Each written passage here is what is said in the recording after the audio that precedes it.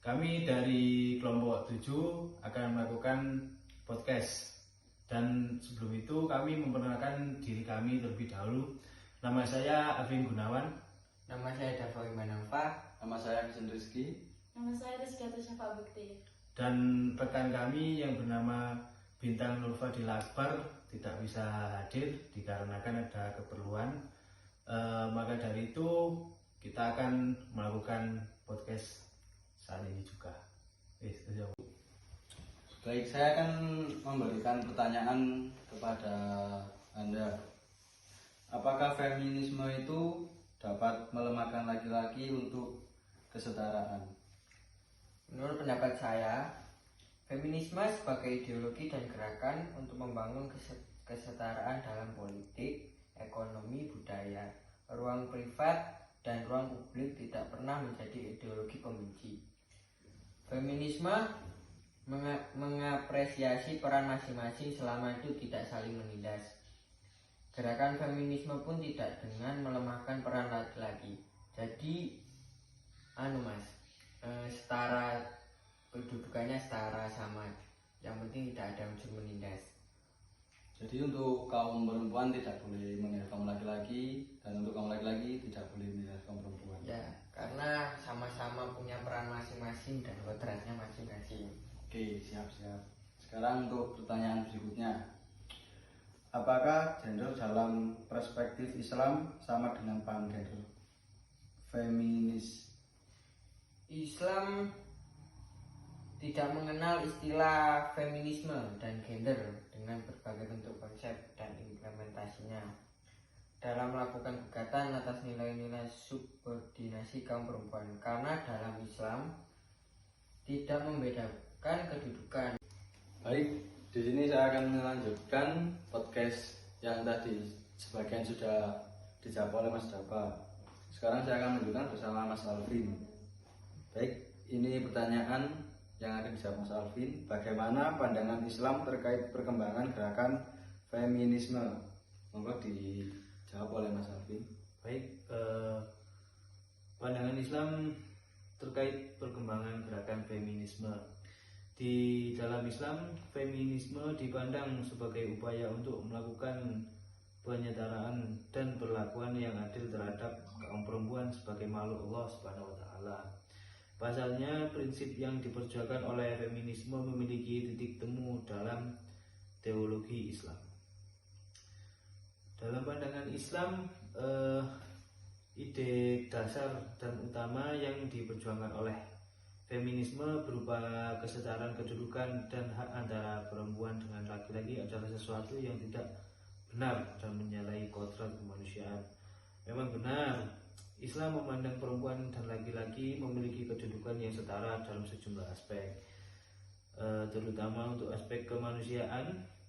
Namun hal ini tidak membuat Islam memberikan hak-hak yang identik kepada perempuan dan laki-laki dalam semua hal. Keadilan tidak harus bermakna bersamaan, bahkan harus berbeda. Oke, halo guys, berjumpa lagi nih dengan podcast kami yaitu kelompok 7.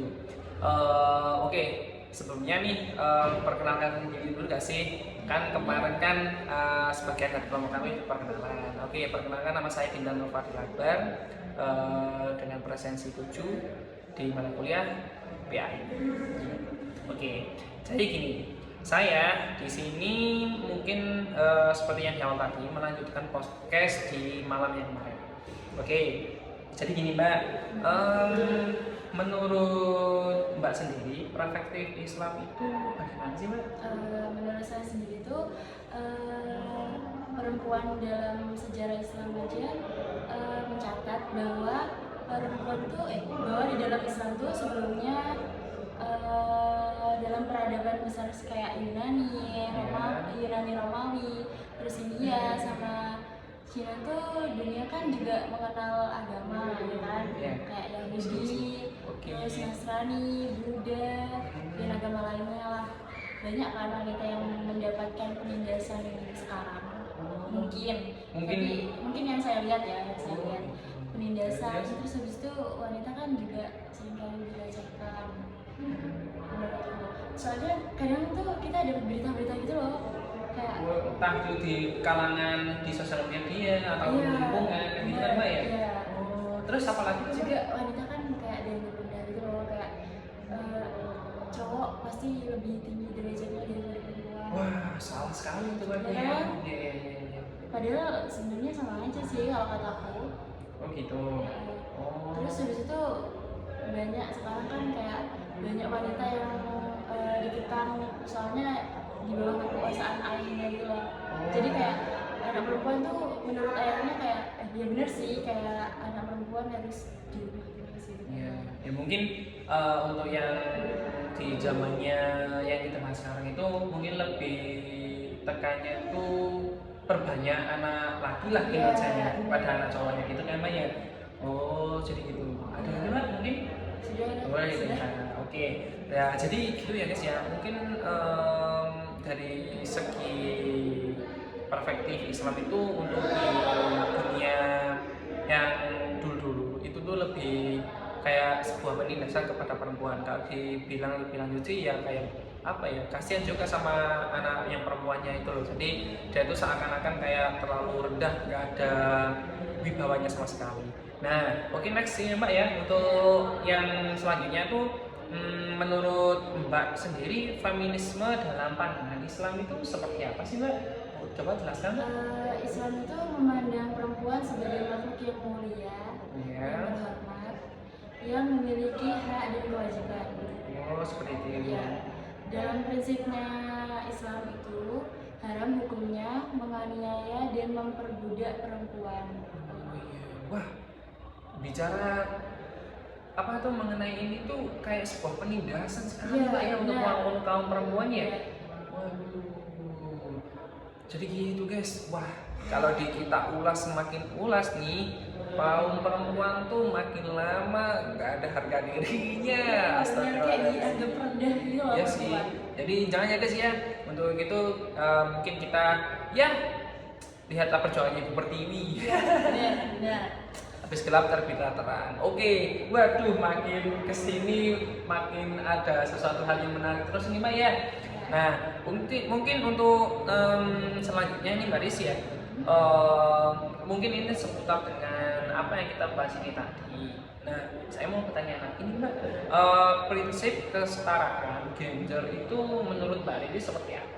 Menurut saya, mungkin bukan menurut saya ya. Oh iya. Yang dikemukakan dengan Al-Quran aja deh. Oh, oke, boleh. Apaan tuh Mbak? Wah, keren nih Islam guys. itu adalah agama pertama yang menempatkan perempuan sebagai makhluk yang tidak berbeda dengan laki-laki. Iya. Dalam hakikat kemanusiaannya, yang pertama, laki-laki dan perempuan sama-sama hamba Allah. Wah, betul sekali tuh Maris. Iya. Ada lagi Mbak? Dalam Quran surat Al-Zariyat ayat 56, dan aku tidak menciptakan jin dan manusia melainkan supaya mereka mengabdi kepadaku. Jadi gitu kan, kayak perempuan sama laki-laki diciptakan untuk mengabdi kepada Allah Subhanahu wa Ta'ala gitu. Jadi nggak ada bedanya perempuan sama laki-laki. Ya, oke. Terus yang selanjutnya, laki-laki dan perempuan sama-sama menerima beban fiktif. Taklif, maaf ya semuanya. Maaf ya guys ya, ini agak beribet nih. Ya udah lanjut. Terus yang ketiga yaitu laki-laki dan perempuan menerima perjanjian primordial. Dalam Islam, laki-laki ataupun perempuan sejak akan dilahirkan ke dunia, keduanya menyatakan sebuah ikrar ketuhanan sama tanpa ada bedanya. Jadi gitu.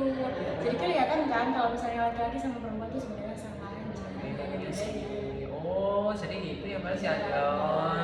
Oke guys, jadi kesimpulannya yang saya ambil dari Mbak Riris tadi pas waktu bercerita, kita tuh sebagai seorang muslim atau bisa dibilang itu seorang hamba Allah, kita tuh mempunyai derajat kita tuh masing-masing.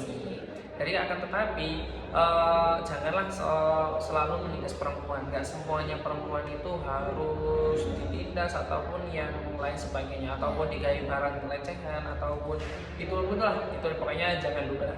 Pokoknya Jadi stop pelecehan stop kepada perempuan. Pada intinya, menurut kita, kesetaraan gender itu mustahil. Rata-rata dalam realitanya masih menganut paham patriarki yang lebih mengutamakan laki-laki daripada perempuan. Jadi, nyatakah kesetaraan gender itu? Dengan paradigma, stigma, dan norma yang ada, perempuanlah yang menjadi korbannya. Apa salahnya mempunyai cita-cita? Kami juga layak mempunyai mimpi yang menjadi realita, memenuhi potensi diri agar menikmati hidup yang berarti. Menjadi perempuan Indonesia itu tidak mudah, menjalani hidup dengan resah. Ada beberapa orang bertanya, feminisme dengan Islam apakah saling berkaitan ataukah tidak ada hubungannya? Ada 3 poin kritis untuk pahami feminisme. Yang pertama yaitu secara historis. Feminisme itu lahir di abad ke-18, tepatnya di Eropa. Feminisme lahir sebagai bentuk penolakan terhadap patriarki yang terjadi di sana, sehingga para wanita menyatakan feminisme sebagai solusinya. Yang kedua yaitu ide kesetaraan gender yang disampaikan oleh feminisme itu batil. Mengapa batil? Karena menuntut perempuan untuk bisa sama dengan laki-laki. Hal ini tentu bertolak belakang dengan Islam yang telah memberikan hak dan kewajiban masing-masing kepada laki-laki dan perempuan, dan itu sifatnya spesifik.